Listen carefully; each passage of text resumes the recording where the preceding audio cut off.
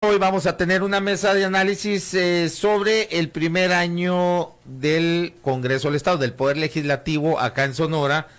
Pues, ¿cuáles son los resultados? Si es que los hay.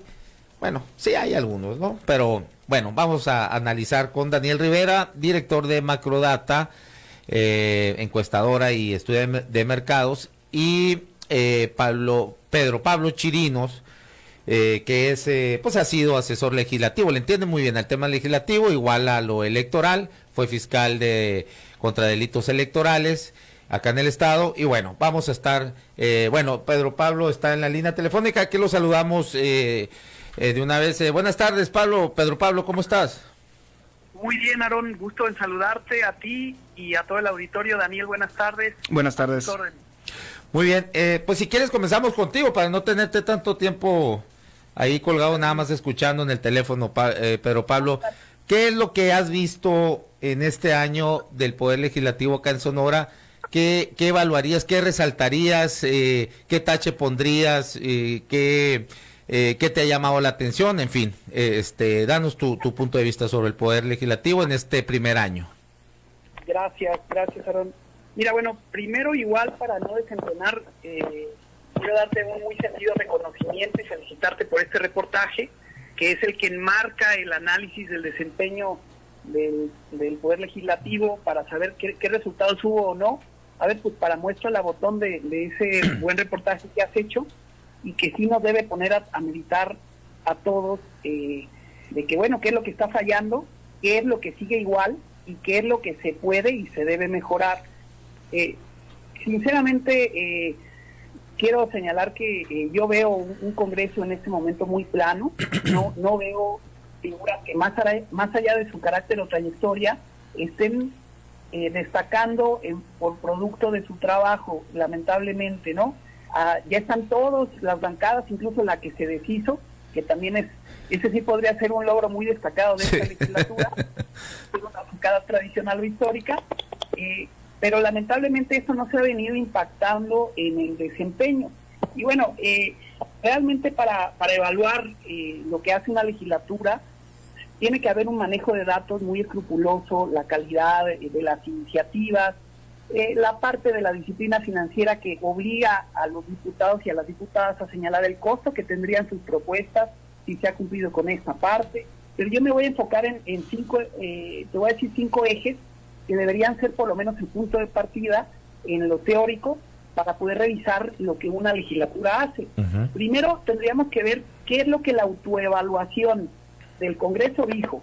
Para esto se supone que hay un órgano encargado de evaluar el desempeño legislativo que ha tenido por ahí algunos ajustes, no sé si para extender sus facultades o para acotarlas, pero realmente a este cierre de año legislativo creo que no hemos visto o no conocemos cuál es la calificación de la mejor iniciativa, los logros, igual de la peor o de la que menos funcionó. No lo sabemos y por eso yo decía que veo un Congreso lamentablemente plano. De hecho, pero el CIPES no ha publicado nada en esta legislatura. Ya el Centro de Estudios de Investigación, ¿no? Sí. Los articularon un poco. Ahora, aunque funcionaba antes, tampoco es un referente para señalar que hacía su trabajo con la mejor objetividad. Recordemos que también el Congreso es un área de espacio donde lo jurídico tiene contacto con lo político y siempre que sean acuerdos para beneficio de todos, pues algunos se llevan también por ahí un beneficio adicional, aunque su trabajo no lo sostenga. Pero bueno, el segundo enfoque, para no extenderme, es el de la calidad legislativa. Si el rendimiento, a partir de ponderar las iniciativas aprobadas, muestra realmente un aumento de calidad en comparación con la anterior legislatura. Otro sería el enfoque basado en la oferta. Es decir, ya sabemos que no es lo mismo calidad que cantidad, pero a partir de estos parámetros, ver cuál podría ser efectivamente en un informe del legislativo, en lo práctico, cómo es que la gente se está beneficiando. Y para no seguir igual como un monólogo, también habría falta ver los enfoques basados en el historial de votaciones, ver, como acabamos de ver con la Guardia Nacional, senadoras de Sonora, que se suponía que fueron a votar por un una idea y votaron por la opuesta, ver cómo esto impacta también con los actores locales y si esto ha venido en beneficio de la gente. Y finalmente los enfoques basados en el funcionamiento procesal, que es el rendimiento de la revisión de las instancias, si se han caído las iniciativas, si se han sostenido una vez que son calificadas. Yo creo que para revisar todo esto hace falta un análisis profundo que debe partir, insisto, no nada más de la legislatura, sino ahora y muy plausiblemente del trabajo periodístico que están haciendo algunos pelones como tú, otro con el que te juntaste por la mañana. Y esto, a ver, más que destacarlo, quiero señalar que se da en el marco de una oposición que no está haciendo su trabajo como oposición. Tú mismo, Aaron, señalaste en los foros que retomaste el tema de la estafa legislativa, sí, de un señalamiento entre Del Pato, de otro señalamiento de Benjamín Gagiola. Ok, pero ¿dónde es que queda el papel de oposición para presionar o para hacer su escrutinio en esa supervisión del ejercicio de los recursos que ellos mismos aprueban cada año con los propios presupuestos? No existe lamentablemente esta oposición. Si bien puede haber crítica en un foro, no se da en los hechos con acciones formales, al grado que se les pide a los periodistas o a quienes indaguen sobre los temas que presenten la denuncia. Bueno, yo quiero decir, y si me permites, de un antecedente que, a ver, como litigante de partido, me tocó estar en una representación en Sonora en 2015, en la que frente al informe de las cuentas públicas, donde habían reprobado o venían posiblemente con esa perspectiva los municipios más grandes de la entidad, se nos solicitó interponer una denuncia contra aquellos alcaldes, incluso antes de la calificación de la cuenta pública. Entonces, en aquella ocasión el partido político denunció en la fiscalía a estos alcaldes. ¿Qué ocurre más tarde? Y lo tengo que remembrar como una anécdota.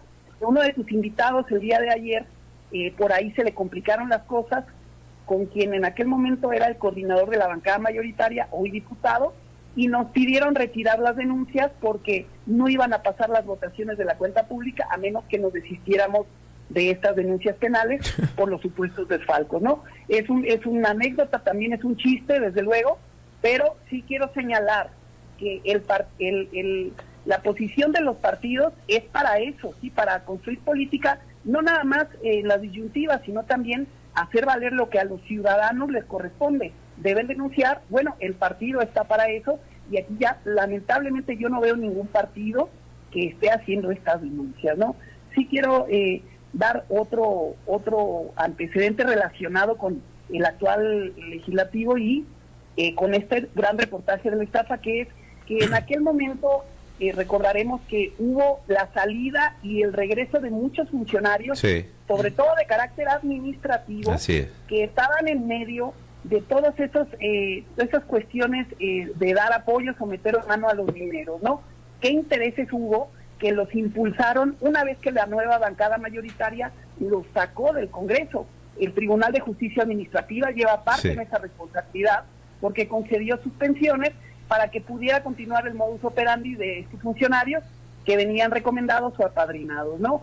Se debe revisar efectivamente, como mencionaba, con parámetros objetivos, cuál ha sido el desempeño del Tribunal de Justicia Administrativa, porque igual lo tengo que señalar, perdón, Aarón, a mí mismo me negaron una suspensión que sí les concedieron a aquellos funcionarios en sus puestos de confianza, pero porque allá había una gran bolsa a la que le tenían que meter la mano, desde luego, ¿no? Sí. Yo quiero decir ya en el último antecedente que tengo muy claro, porque me tocó participar en algunas sesiones de la CRIP, que causó un gran escosor a la ciudadanía y también a los diputados por las demandas que llegaron incluso a querer tomar el Congreso en el 2015-2016 con motivo de estos apoyos que se daban así discrecionalmente. Los diputados reaccionaron y modificaron el nombre de la partida, pero por lo que se ve a la fecha, no dejaron de manejar el dinero que hasta este momento, y si no es por la intervención del gobernador, seguiría volando, por lo que sí es importante reconocer y señalar como atinado que se haya hecho el recorte de todo ese numerario que no les toca a los diputados, porque ya lo mencionaban y se ha discutido mucho, no son diputados Santa Claus, no son diputados Reyes Magos, que tengan que andar regalando dinero o contestando cada gestión ciudadana, porque para eso hay muchas otras instancias de gobierno. pero en lo que sí les toca al mandato por el que fueron electos, pues no hay una técnica, no hay una especialización, y ellos utilizan el cargo para mantenerse vigentes ahora con esta posibilidad de reelección. ¿Qué mayor aliciente para ellos que poder estar moviendo dinero con esa discrecionalidad y sobre todo con esa opacidad, Aarón? Así es, totalmente, Pedro Pablo. Daniel Rivera, ¿qué opinas? Lo mismo. Es que sí, no, es difícil poder agregarle más a lo que comenta Pedro Pablo. Yo lo único que diría en el tema de desempeño es que lo más destacado de este primer año de la legislatura es que el PRI ya no tiene diputados, ¿no? Creo que ha sido mucho más fuerte lo político, la grilla, por decirlo así, ha pesado mucho más que realmente los resultados o digamos, iniciativas de ley que pueden estar haciendo la diferencia en la sociedad sonorense. Lo hemos platicado aquí precisamente o específicamente en el tema del listezón, como además del listezón otras muchas, pero por hablar de lo que hemos comentado aquí, el tema del listezón necesita un nuevo marco jurídico, le urge, se sabe que le urge desde hace muchos años, y en esta nueva administración del Ejecutivo y con la participación o con la coyuntura de tener un Congreso más que a modo, sino totalmente, digamos, del mismo movimiento, del mismo partido que llevó al poder al actual gobernador, no se han hecho todavía esos cambios que necesita la Administración Pública Federal. Se hicieron algunos intentos de hacer algunos cambios en lo administrativo, creo que se han quedado cortos, creo que aún no hemos visto esos cambios, digamos, desde el punto de vista legislativo que tanto necesita nuestro Estado en muchísimos temas, en el tema de educación, en el tema de salud, en el tema del listezón, en el tema de administración pública, sobre todo de cómo se organiza la administración pública actualmente. Y creo que lo que tú publicas, sin embargo, con el tema de la estafa legislativa, pues viene a ponerle esa corona al pastel, o esa cereza al pastel de un Congreso que pues vemos para qué sirve, ¿no? Vemos que utiliza o que debiendo ser el garante de la transparencia en nuestro Estado, pues al revés, ¿no? Se vuelve en un ente muy opaco y que por lo menos hace sospechar que hay un desvío de recursos importante. Sí, yo también pondría ahí quien sale muy exhibido es el propio ISAF, ¿no? También, que es el encargado de vigilar la correcta ejecución de los recursos presupuestales, y ha sido omiso e incluso, lo he dicho, hasta cómplice y hasta solapador, ¿no? De esto. Pero bueno, ahorita sí que entramos más adelante con este mismo tema, pero a ver, Chirinos, te preguntan aquí, Rosendo Arrayales dice que si quién te pidió que retiraras las denuncias. El entonces secretario de Gobierno, Roberto Romero López, ¿no? A ver, yo mencionaba precisamente que el impacto de esas denuncias trasciende no solo a lo jurídico, no solo a los procesos penales o de responsabilidad, en la actualidad que también deben ser los de justicia administrativa, sino que el ambiente político perdura o se impone, y luego viene toda esta cascada de responsabilidades. En aquel momento fue lo que se me mencionó, que era un tema de gobernabilidad. Aquella vez recuerdo que fueron 47 mil millones los de la cuenta pública que había que aprobar, sí. Y pues resulta, aunque se escuche curioso, anecdótico, que la firma de los desistimientos valía por la aprobación de esos 47 mil millones de cuenta pública, ¿no? Aquí yo quiero nada más decir algo que comparto con Daniel, Aarón, que es que efectivamente a partir de la desaparición del PRI, y posiblemente que reviva en el Congreso Federal en las siguientes semanas, yo lo que sí quiero destacar es que hay una supermayoría del partido en el gobierno, sí, que ahora sí tiene ese margen para hacer tantas y cuantas reformas constitucionales sean necesarias para darle esa mejora de resultados a los sonorenses. Creo que estamos en un momento coyuntural, no es fácil, después de una inercia tan enorme o tan alargada en el tiempo, llegar y cambiar estos paradigmas, cuando todos sabemos que, incluso yo como abogado lo sostengo, el derecho nos ha quedado a deber y las leyes ni se digan, porque el sistema está hecho para no funcionar. ¿Qué pasa ahora con esto? Porque mencionas al ISAF, ¿se ve mal el ISAF? Bueno, definitivamente el anterior titular se ve más que mal. Yo creo que la nueva está en una oportunidad de cumplir, de destacar, pero ¿qué ocurre? Según la ley orgánica del Poder Legislativo, el ISAF está por debajo de la Cámara, de la legislatura. Entonces son sus jefes, las y los legisladores, y bueno, ¿qué es lo que acaba de pasar? Y por un lado bien tenemos este descubrimiento de la estafa legislativa, imaginémonos cuánto más hubo de estafa en la cuenta pública del gobierno del Estado, que ya se aprobó por las y los legisladores, y donde yo no vi que hubiera ese escarnio, más que a lo mejor de alguna diputada, la Pinky definitivamente, pero yo no vi que hubiera ese trabajo de fondo donde se permitiera notar ese cambio de un régimen a otro, ¿no? Yo creo que está en la ruta la nueva titular del ISAF, pero sí necesitamos que los diputados se metan de lleno a estas labores que no son para nada ordinarias o cotidianas. Tienen que ayudarse con asesores, tienen que internos, externos, tienen que documentarse, contextualizarse, y yo no veo a ninguna ni a ningún diputado en esa tesitura. Bien, bueno,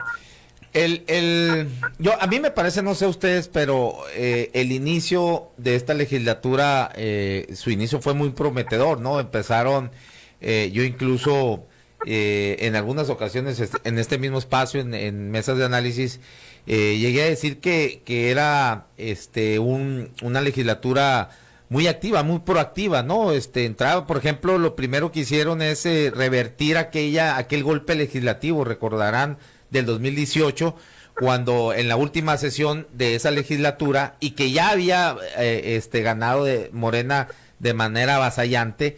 Entonces, en el preámbulo, antes de tomar los cargos ahí en el legislativo, los escaños, no, perdón, los escaños en el Senado, no, las curules, pues se avientan este golpe legislativo de Luis para socavarle el poder, válgame la redundancia, al legislativo, y otorgarle más facultades al ejecutivo. Cuando fue promesa de campaña del actual gobernador Alfonso Durazo, que iba a revertir, iba a hacer una contrarreforma, ¿no? Y así fue, llegaron y revertieron, y más o menos quedaron las cosas como estaban antes del 2018.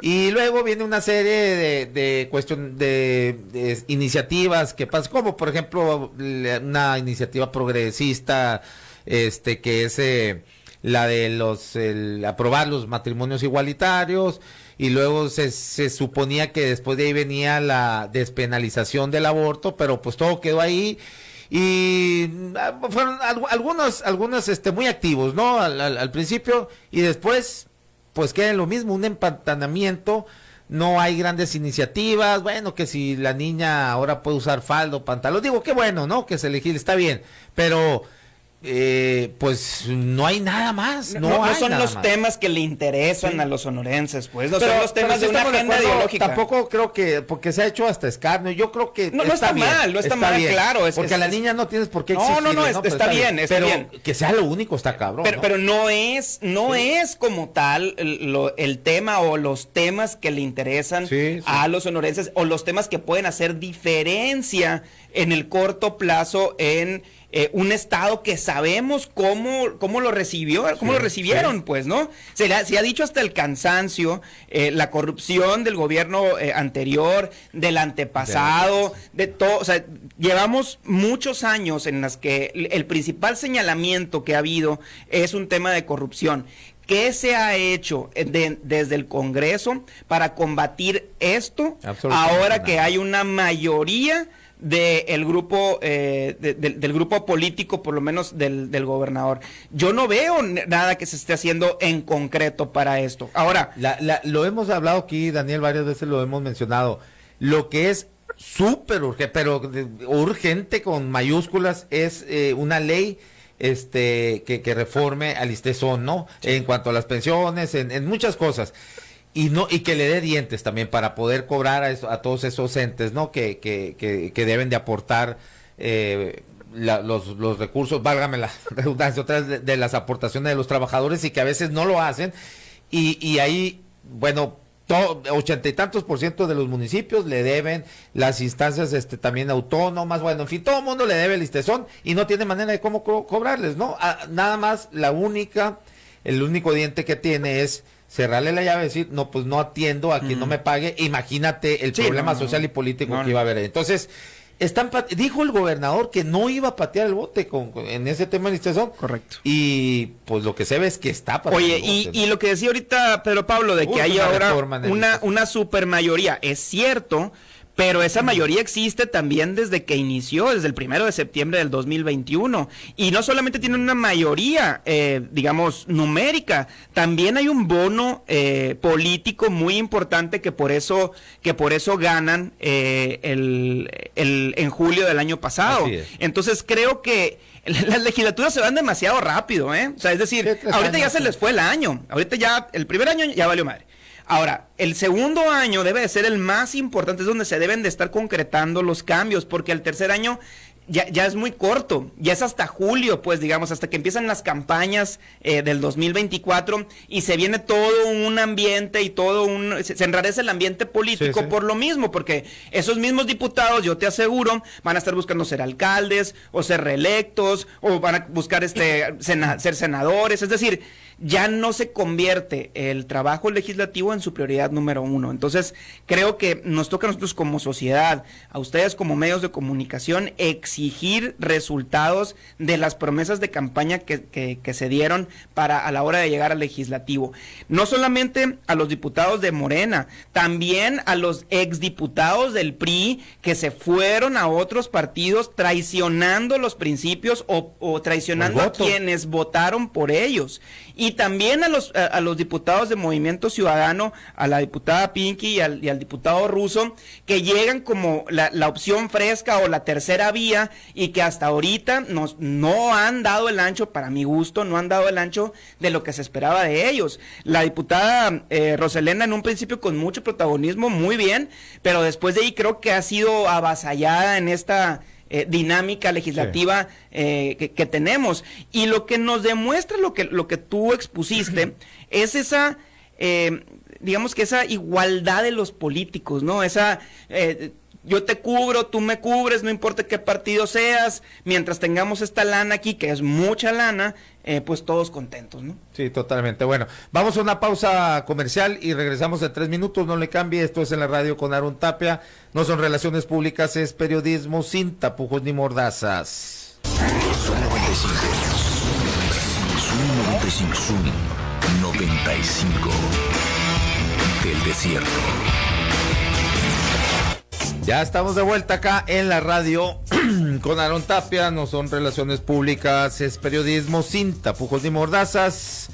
Daniel Rivera, bueno, estábamos hablando, seguimos analizando sobre el primer año del Poder Legislativo y bueno, hay muchas cosas, por ejemplo, fíjate, lo que no se ha hecho en el Poder Legislativo, lo que hemos ya estado mencionando acá, ese sometimiento también al Ejecutivo, esa pasividad.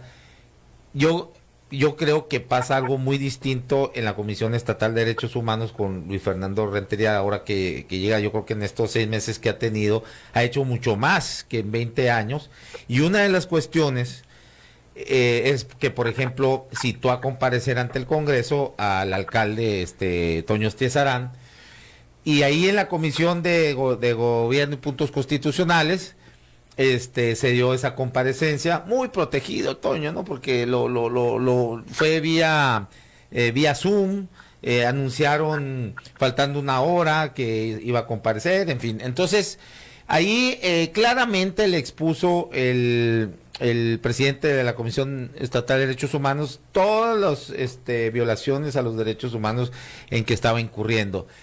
Se veía los diputados integrantes de esa comisión, pues que no tenían ni pinche idea de qué se trataba. La que ahí se vio de una manera muy sobria fue precisamente Roselena Trujillo, cuando expone. Por ahí también toma la palabra Kiko Murro, que no supo ni qué chingados dijo. Diana Karina Barreras, que preside esa comisión, ¿Y pues el Congreso? ni habló. Celeste Tadei también así como que con la boca abierta, no sabían qué hacer. Y había otra diputada que no recuerdo su nombre, nada. Quedó en la cancha del legislativo, ahí del Congreso, bueno, en primero esa comisión, en llevar a un juicio político, porque no atendió las recomendaciones, Toño Chezarán, del presidente de la Comisión de Derechos Humanos, y simplemente dijeron no. Hubo algunas protestas del grupo del los pensionados del pensionados, jubilados y pensionados del ayuntamiento. Entonces, ese tipo de cuestiones que le han caído, que sería un caso relevante, pues ni siquiera han sabido qué hacer con él, ¿no?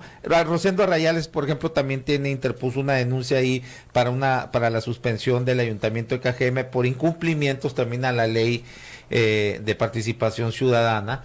Y pues ahí le andan pateando el bote, lo andan mandando de aquí para allá, se andan haciendo locos. Entonces, ¿para qué queremos un poder legislativo? Sí, estaba pensando ahorita en otro tema que está muy pendiente por parte del Congreso, que es el tema de la ley de transporte, ¿no? Todo un tema también en donde ha sido muy manoseado el tema, donde ya se ha dicho hasta el cansancio los problemas que se tienen, en donde hay una sociedad civil muy participativa en el tema porque le interesa mucho. Y sigue pues estando ahí pendiente la situación, ¿no? La homologación, ¿no? Vimos el tema de los concesionarios anteriores, cómo tronó desde el punto de vista político. Vemos que es un tema que es muy importante y que necesita atención y que necesita un marco legislativo adecuado y que no lo tiene, ¿no?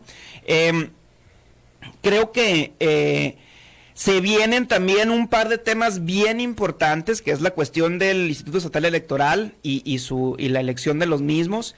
Se viene el tema de, creo, no sé cuántos magistrados son los que van a cambiar del Supremo Tribunal Estatal. Son temas importantes y que competen, digamos, que al Congreso y que ahí nos van a mostrar pues esa diferencia que deberían de estar haciendo como legisladores de un movimiento progresista y de un movimiento diferente, y que pues creo que va a ser un reto para ellos el poder quitarse pues esos poderes fácticos de toda la vida de aquí de Sonora y también el poder ser, si bien acompañar al gobernador en sus temas, pues también representar a la ciudadanía, representar al Estado de Sonora como debería de ser en sus mejores intereses, ¿no? Bien, pues sí, pero bueno, estamos en un círculo vicioso, ¿no? No, pero se tiene que romper con ideas nuevas, Aarón. Sí. O sea, además de esas coyunturas que menciona Daniel, por ejemplo, ya referían lo de los baches y terrible el manejo que les dieron. O sea, tienen oportunidad de participar organizando algo en lo que todos coinciden, pero anteponen las diferencias de partido, porque ideológicas no son. Y luego, ahora, a ver, la inseguridad que pudiera ser en el orden, no el segundo, a lo mejor el primero, pero a mí sí me gustaría ver ese impacto en los presupuestos de la Fiscalía y en los presupuestos del Poder Judicial del Estado, de la Comisión Estatal de Derechos Humanos, para poder romper con esas inercias que, como bien dice Daniel, son de estructuras que son paralelas a los gobiernos y que no se rompen nada más con una promesa o con una integración mayoritaria de diputados que muchas veces no saben qué hacer, ¿sí? Yo creo que el tema de Parlamento Abierto lo han tratado de implementar con esa orientación, pero no ha dado los resultados. Y lo más difícil, Aaron, también es que no se dejan ayudar los diputados. O sea, le quieren poner esa óptica del partido, del color, pero no salen de esa visión limitada para poder decir, a ver, yo le voy a cumplir a la ciudadanía y para eso tengo que proponer esto. Te voy a decir el ejemplo más vergonzoso que podemos ver todos, que es la llamada moratoria constitucional, que es el movimiento de brazos caídos de diputados en la Cámara de Diputados y decir, no vamos a pasar ninguna reforma. Híjole, pues mejor que renuncien, sí, porque lo que necesitamos es buscar coincidencias, y yo en este caso diría, les daría el voto de confianza de que vengan esos cambios tan anhelados, pero no van a llegar de la mano de estas omisiones, de estas comisiones como la que narrabas, o de sobre todo los exhortos, ¿no? Que cuando un diputado no ha propuesto nada, mándate un exhorto, mándate otro, que ni son vinculantes y que no generan ningún resultado palpable. Entonces, sí hay esa oportunidad, pero ahí tienen que liderarlos bien a los diputados y tienen que meter e imponer esta agenda progresista que la ciudadanía votó por la implementación. O sea, ¿qué tenemos ahora? Y atendiendo a los comentarios de los dos, que ya están las y los actores políticos están contrarreloj. Solo les queda este año legislativo, digamos, porque al final del siguiente, muchas y muchos van a empezar a solicitar licencias para irse a contender.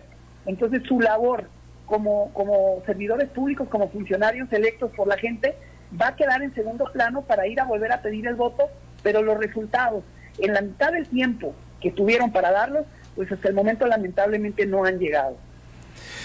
Vaya, válgame. Dice aquí Alejandro Castrejón, dice, buenas tardes, Aarón, esto no tiene nada que ver con el tema de hoy, pero quiero reportar que en la app de UNE Transporte y la página del Instituto de Movilidad y Transporte para el Estado de Sonora dejaron de aparecer los camiones desde las 8:30 y no responden el WhatsApp de quejas, dice Alejandro Castrejón. Bueno, pues ahí está el aviso. Bueno, y luego lo otro es, Daniel, el Congreso aprueba o evalúa y luego nombra a estos, o da la aprobación pues a los titulares de estos llamados órganos autónomos, ¿no? Uh-huh. Y vemos que todo es una faramalla, ¿no? Porque ya viene una línea desde Palacio, como ha sido desde que yo tengo uso de razón, y estamos viendo la señora Beatriz Huerta del ISAF, que es alguien cercana al secretario de gobierno, Álvaro Bracamontes.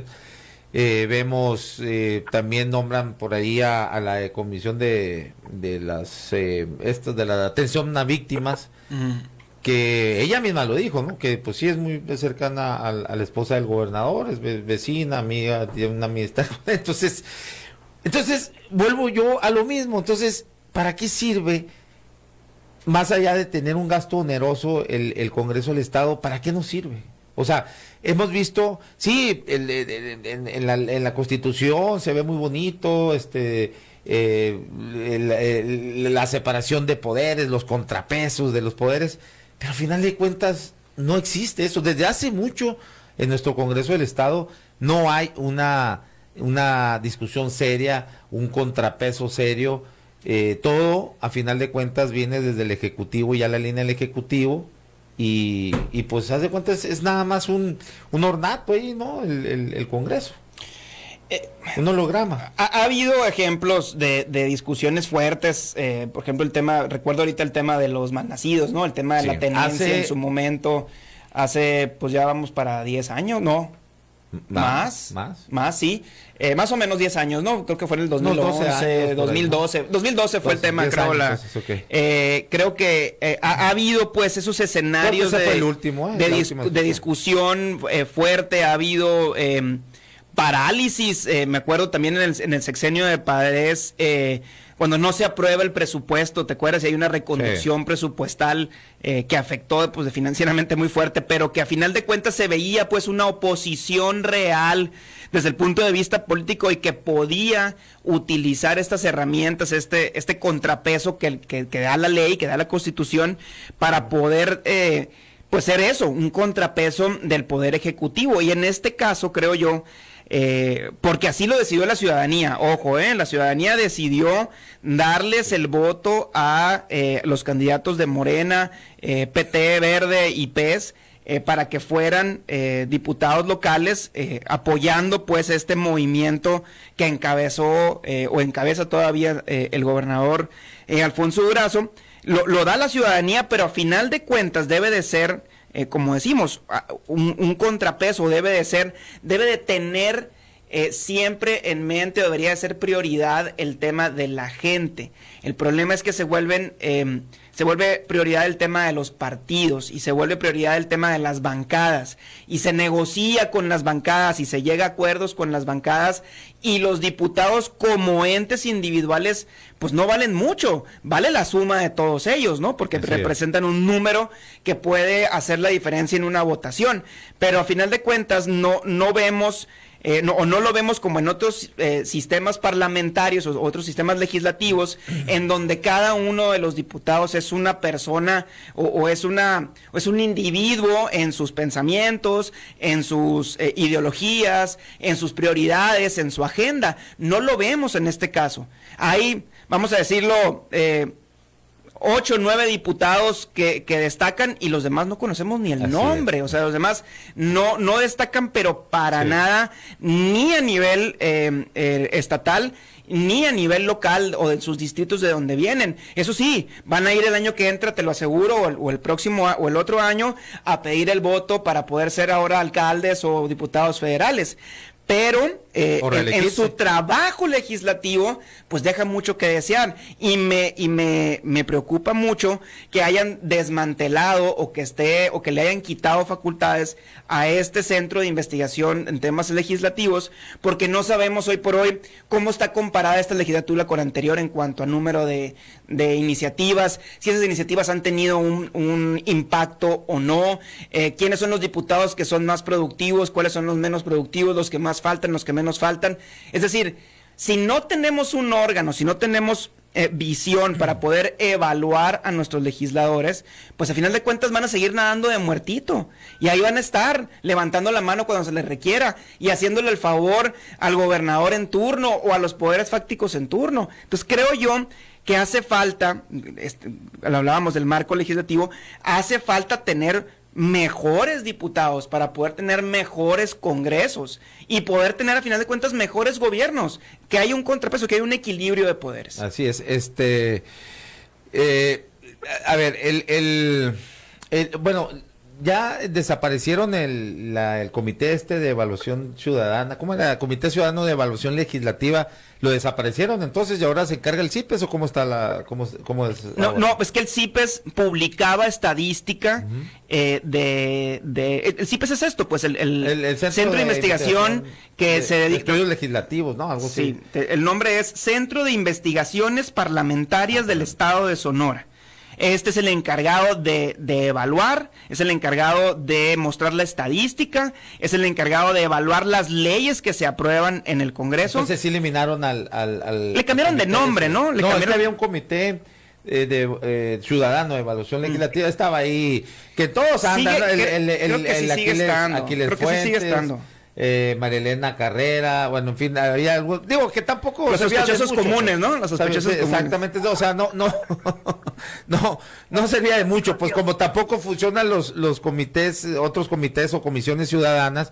Total que todo está envuelto en un pinche sistema que no funciona de manera premeditada, ¿no? Entonces, bueno, ahora, volviendo al tema del ISAF, Chirinos, a ver, el ISAF era un órgano interno del Congreso del Estado y se le da autonomía para que supuestamente actúe pues de manera más independiente y con mayor recurso, ¿no? Y resulta que pues sigue siendo lo mismo, o sea, es un instituto, la S la deberían de cambiar, en lugar de superior le deberían de poner solapador, ¿no? O sea, estamos hablando de lo mismo. Estas observaciones las que exhibo ahí en mi reportaje, pues las hizo una encargada de despacho, ¿no? Carla Ornelas, que a final de cuentas creo que aspiró a quedarse ahí como auditora mayor y pues no votaron por ella. Yo supongo, sabiendo todo esto, pues supongo que como hacía bien su trabajo, dijeron, no, pues esta no nos conviene, mejor votamos por la otra, ¿no? Entonces, ¿qué tendría que pasar o cuál es tu idea, tu visión, Chirinos, con el ISAF? Porque, insisto, seguimos viendo que no funciona para lo que tiene que funcionar y todo lo contrario, se vuelve parte del mismo sistema, cómplices y solapadores. Bueno, mira, yo creo que si el ISAF depende del Congreso, porque lo hace en los hechos en la ley, aún teniendo la autonomía, los que van a seguir aprobando o no las cuentas públicas van a ser los diputados. Y para estos, digamos que los documentos técnicos y las opiniones de peritos o de especialistas, lamentablemente no es factor de decisión, ¿sí? O sea, sí comparto que hay una agenda progresista, sí. Pero, Chirino, los diputados aprueban o desaprueban las cuentas públicas en base a la información del propio ISAF, ¿no? Sí, ahora, a ver, yo te diría, ¿qué pasó con la cuenta pública del gobierno del Estado? Solamente a 4 entes no les aprobaron la Así cuenta, es. y resulta que todo lo demás, pues ya tierrita volada y somos tan amigos como siempre. Mira, yo creo que no lo veo yo en función de una medida de reforma a si el ISAF depende o no, sino de que haya una consecuencia para esos daños patrimoniales que pasan después de la calificación de la cuenta pública y dicen, no se aprueba esta cuenta. Bueno, ¿y qué va a pasar después? O sea, le van a dar vista al Tribunal de Justicia Administrativa, ya sabemos que no sirve de nada. Sí. Van a investigar en el ámbito de la Fiscalía, la justicia penal es muy complicada. Van a desarrollar ellos el ámbito de responsabilidad política que la Constitución les delega. No veo yo que actúen en consecuencia con juicios políticos para traer y llamar a los funcionarios a cuentas. Yo creo que sobre la base de ese cambio en el paradigma de lo que es la agenda legislativa, que es progresista, deberíamos de dejar de ver que el Congreso sea nada más para apoyar todo lo que dice el gobernador. Creo que pueden ayudarlo y mejorar el trabajo entre todos. No significa que se debe mantener el statu quo, aún a pesar de que, como es en los hechos, deleguen ese liderazgo y esa iniciativa al gobernador. Claro, eso no lo veo mal. Lo que sí es que ellos no tengan ninguna otra iniciativa de mutuo propio para, a partir de estos hechos, como lo del ISAF, cambiar las leyes. A ver, a lo mejor podría venir una mejora cambiando el marco normativo, pero bueno, vámonos a otro punto coyuntural, los presupuestos. ¿Van a seguir aprobando todas estas partidas, Aarón? ¿Por qué no con ese progresismo se ajustan precisamente y meten ese recorte y esa austeridad para evitar ahora sí que esto siga continuando? A mí me tocó revisar proyectos de presupuesto que venían partidas para compra de software millonarias, sí. 2, 5, 10 millones de pesos. Mi pregunta es, ¿seguirán estas partidas ahí? ¿Tienen que estar pagando por esas licencias tanto dinero? ¿Por qué no hacer un presupuesto con base cero, aprovechando este nuevo régimen y ver ahora sí que ese impacto cambie las cosas para las y los ciudadanos, que sí lo vamos a poder percibir, porque nada más vemos que hay más deuda, pero no hay cambios en la ejecución de las obras y de los hechos, ¿no? Yo creo que hay que darle la oportunidad a esta nueva titular, creo que va por buen camino, y esto impactó ya al menos en la calificación de la cuenta pública del Congreso. ¿A qué titular? ¿A la titular de qué? ¿Del ISAF? A la nueva titular del ISAF. No, hombre, ¿cuál buen camino, Chirinos? No, ella no llevó a cabo esas auditorías, ella no es la que hace las observaciones, todavía no llegaba. Fue la encargada de despacho, está Carla Ornelas. Beatriz Huerta ha sido totalmente pues encubridora. Te digo que ahí en mi reportaje lo dejo claro, bajan la información de su portal de internet, por ejemplo, que no tendrían por qué, violaron la ley de fiscalización y de transparencia.